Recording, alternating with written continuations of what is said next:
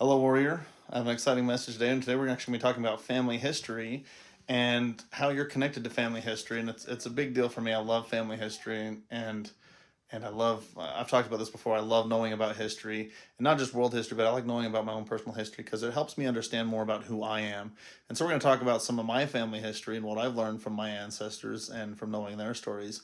And I'm going to encourage you to also learn about your history and your family. So let's jump into it and start talking about it.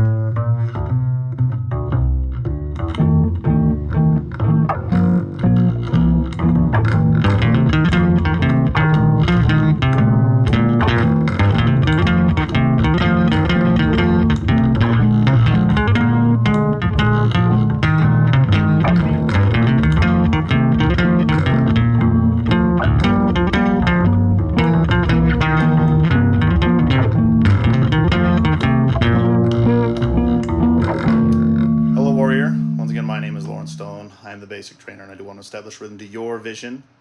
And we're going to talk about family history. Why family history is so important, and knowing about your past can help form what you're going to do in the future. And so I have some family history artifacts I'm going to be sharing with you today to talk about my past and my history. This painting back here, I believe it's from Australia, maybe New Zealand, but I believe it's from Australia. My great-grandfather was a missionary in that part of the world for a number of years. And when he passed away, my dad got this painting. Everyone's afraid of it except for me and him, apparently, but we call it Grandpa. That's the painting. One of my nephews named it his Grandpa. So some of you may be curious why all of a sudden want to talk about family history in this video. So coming up in a couple of days, and I guess by the time you see this email, it'll have already passed, but it is the 24th of July. And it's more of a regional holiday, but it celebrates when pioneers first came and started establishing themselves in Utah and then branching out to Idaho, where I'm at now. And that's actually very much a part of my family history. I have a lot of ancestors who were pioneers that immigrated to the West. And we'll be talking about a few of them that were early settlers in this area and people that helped build Idaho and are part of Idaho's history, particularly eastern Idaho, Fremont County area especially. And so you can see I got a bunch of books behind me. I have biographies, some of them autobiographies from different family members over time. I'm going to talk to you about some of those. And I'm actually filming at my parents' house because that's where a lot of our family history items that we have are located. My mom's collected quite a few of them. Even this piano used to be my grandparents' piano. That's in that painting you can see behind me. My grandmother's the one in blue featured in that painting. But to kind of go along with this day where we're talking about our pioneer ancestries, that's why I wanted to talk about family history. And so I'm actually going to start a little bit with my mom's side and her family history. So over there, this is my 3 times great-grandfather, Tazwell, and I forget my 3 times great-grandmother's name, but they were actually in Virginia, and then their family wanted to move out west, but they were also helping take care of them, and so they waited until Grandpa Tazwell died before they came out and settled in the Parker region area in Fremont County. And that's through my grandfather, and then through my grandmother on my mom's side. These are my great grandparents, the Hobbses. Also a very important part of our family history. And then you can see even below that's my grandparents, their wedding photos, wedding certificate. You can see just kind of going around my mom's office, family history is very important. You can see my daughter who passed away's pictures over there as well. My grandfather served in the House of Representatives in the state of Idaho. This is one of the license plates they gave him for serving in the House. He was even there during Idaho's centennial year. So here's a couple of items from my family history. So my family is big on quilts. My grandmother made each of her grandkids a quilt, and we have a couple of quilts from her. And my mom also has quilts from her grandmother, and this one might even be from her great-grandmother. I believe this was from her grandmother. I can't remember if it was a grandmother or great-grandmother. But back in the day, they would buy flour in cloth sacks. And so that blue ink you can see from there is actually, because they didn't have a lot of money, they would repurpose these flour sacks and use the material to create quilts and blankets and clothes and things of that nature. My mother, in talking to her about this, she's not sure exactly who made this lace. She believes it was her great-grandmother, so my great-great-grandmother. And then my grandmother got it And then she embroidered the rest of this pillowcase, and there's actually a couple of them here. But you can see I come from, there's a lot of very artistic women who are very talented and crafted. So my granddad, give you some background on him, he published a couple of books for our family.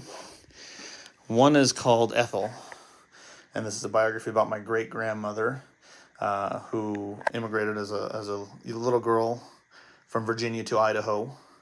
And boy, she has a lot of tragedy in her life, but she was able to find the happiness. I loved reading this biography. And then my granddad's autobiography of his experiences as a soldier in World War II. He was a radio operator in World War II, and he published his stories. And then after their passing, they had started working on their biography together, and my aunt actually had finished that. But going along with the Abeglins of my family, they immigrated from Switzerland.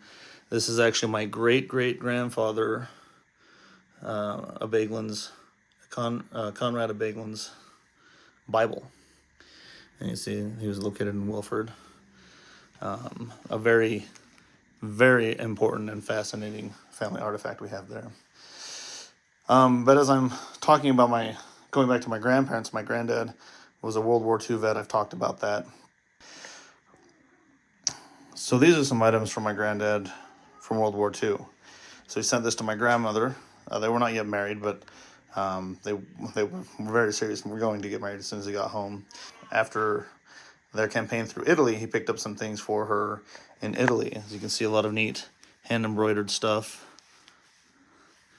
Another interesting item that I didn't realize my mom had that I just found out, one of the shell casings from his 21-gun salute at his funeral. She has a couple of them. That was really cool to me. My grandmother actually knitted this for my granddad. A very beautiful sweater. He was an avid outdoorsman, fisherman. He even owned a tractor dealership, so we even have these old tractors. This dump truck, I remember playing with that growing up. And my mom has a whole shelf full of old tractors, toy tractors from his tractor dealership days. Here I'm going to share with you some of the items from my dad's side of the family. And again, for both sides of my family, I have a lot more items than this, or my parents do at least. But these are just some things that really stood out to me that I wanted to share with you in this video. But again, another biography. So this is my grandparents, Keith and Leslie. Very important people to me. I've talked about Grandpa Keith at least, but I'm pretty sure I've talked about Grandma even. But wonderful people. And my grandma's still alive, so I appreciate the chance I still to get to know her. But this is my great-grandfather. So this is my grandmother's dad.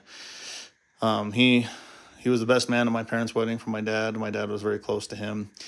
He lived in Hawaii. My dad used to go spend summers in Hawaii with him. He was a missionary all over the place and ended up being asked to go serve multiple missions, starting in Australia and New Zealand, a lot of them construction related, into Hawaii, and even at one point a missionary supervisor or president in Indonesia.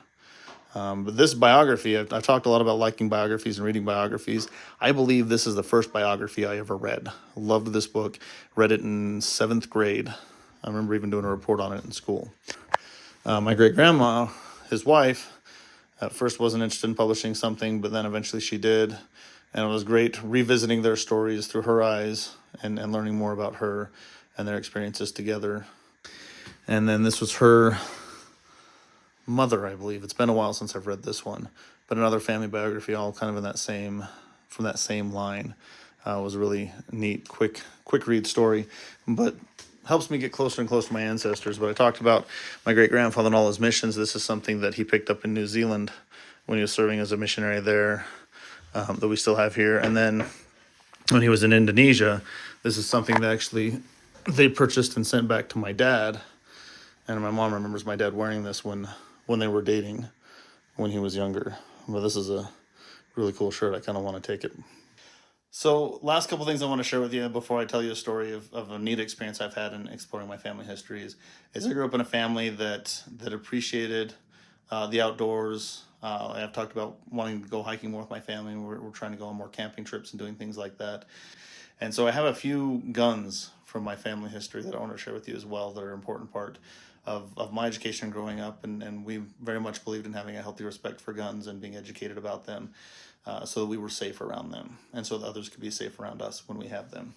But this one, I talked about my great grandpa Keith already a little bit, but this is one that my dad got from him. This revolver, really neat gun. I believe it was my 2 times, I'm not sure if it was 2 or 3 times great grandfather, but you notice it's a 5-shooter, and it does not work. We don't use it because the rotation of the barrel is off. But what's kind of cool about this gun is it doesn't have a hammer. You actually push the trigger forward to cock it, and then that's how it works. But he used this as a policeman up in Ashton, and again, just kind of our roots in the Fremont County area here in Idaho. But he was a police officer in Ashton, and this was his sidearm. This gun leads me to my next story, or the story that I want to share with you. This was my great-grandfather's gun, Great-Grandpa Stone. And he won it, apparently, in a county fair. It's a little .22 rifle. I don't know how old he was when he won it, but he won it in the county fair.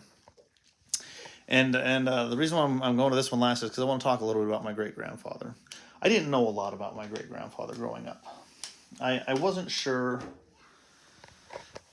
about his relationship with my grandfather, who I am close to, and I wondered about him for a long time. And I felt like the only things that I knew about him were that he was a hard worker, that he drank, that he smoked, that he had no interest in going to church, which was interesting because my great-grandmother was very active in her faith and very much wanted her children to go to church. And what was also interesting is he wanted them to get an education. My great-grandmother was actually a teacher before they got married. But when my grandfather told him he was going to become a teacher, he was not impressed with that and discouraged that. The one truly noble thing that I felt I knew about my grandfather is that he purchased an Impala for my grandmother. He wanted a car that he knew he was going to die. He had lung cancer from smoking, and he knew he was going to die, and he wanted her to have a reliable car for when he was gone. And my dad still has that Impala out by his shop today. I didn't have a lot of admiration for him because these were the only things I knew. I felt like he wasn't the ideal father figure. As I was trying to feel close to him and thinking about him one day, I got this impression. He says, "This is not the legacy I wanted to leave behind. I want you to go out and learn more about me and feel closer to me." And I said, he doesn't deserve that kind of legacy. I thought, I was like, let's do that. And so I started talking to my grandfather about him. And I found out about some of the happy memories that they had together. Going out and hunting was a very happy memory for them. I went and talked to my great aunt, my grandfather's sister. And it was interesting because I always knew that he was never interested in going to church, but she remembered the time that he did go to church. And she remembered that when she wanted to go on a mission, he was supportive of her and told her to go on a mission. And it was interesting because he seemed to be conflicted about not wanting to go to church, but wanting his family to go to church. And I started learning all these neat things. And what was interesting about it is I learned that he was quite the entrepreneur. I knew he drank and I knew he had a liquor store. Apparently the liquor store is still open today from what I understand. But he also owned a bunch of butcher shops. And he was very talented entrepreneur and worked hard providing for his family. And I thought that was an interesting connection. And the more I learned about him, the more I connected with him as an entrepreneur, as someone who cared about his family, as someone who's working hard to provide for them and making sure that they have what they need. And I realized so many wonderful things about my great-grandfather that I wouldn't have known had I not researched his history and learned more about him and started asking questions while my grandfather and his sister were still alive, and I could ask those questions. I knew my great-grandmother. I remember she died. I was a teenager when she died, and she was in her 90s, and she always had this flashy jewelry, these pins and brooches and stuff. My mom ended up with a few pieces of her jewelry, and it was really neat. And I have a really strong connection with her because she was very talented with music. She was an educator, but she also loved to play the piano and was a very talented pianist. And again, another connection there. And so it's amazing as I've researched my family history, how close I've been able to grow to people who I have similarities to. And I've learned more about myself. Like, And being an entrepreneur is not just something who I am and who I want to be because of my environment. It's something who I am through my family history. I come from a line of entrepreneurs. My dad is an entrepreneur. My grandfather was an entrepreneur on my mom's side, and even my dad's side, he was an entrepreneur. He despite being a teacher and even a professor at a university or at a college, junior college, he also worked on homes and built homes, and he came up with his own patents. And then my great grandfathers and so on and so forth. I come from a line of entrepreneurs who wanted to provide for their family by running their own businesses. So your challenge for the week: go explore your family history. Go find out some of the stories. There's different websites out there, ancestry.org, familysearch.org, all sorts of resources out there. You'll find that you'll have family members who have posted stories about some of your ancestors, even family members you didn't know. And you'll be able to learn so many neat things about them. Some people who I don't have artifacts from, but I've learned a lot about. Jabez Carter is someone who's become a new influence for me. I have ancestors learning their immigration stories coming over from England and from Switzerland and from other parts of the world, just learning their stories and how my family ended up here in Idaho. And it's so great and it's so fascinating. It's helped me learn so much more about myself. And it helps me feel like I'm connected to those people, and I feel like they're helping me out as I'm trying to do the things I'm doing in my life. So that's my challenge to you. Now the Pioneer Days passed when you're seeing this, but go out and learn more about your family. Learn about your family history. Find out if you have any unique family history items from your parents or grandparents, anyone who you still have that you're connected to. Go learn your stories. You'll find that you're connected to them and that you have a lot of the personality traits, ambitions, and things that they have, desires that they had, that are part of who you are genetically.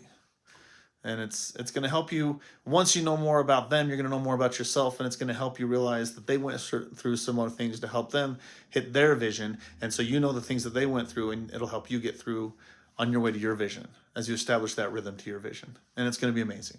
Just watch what happens.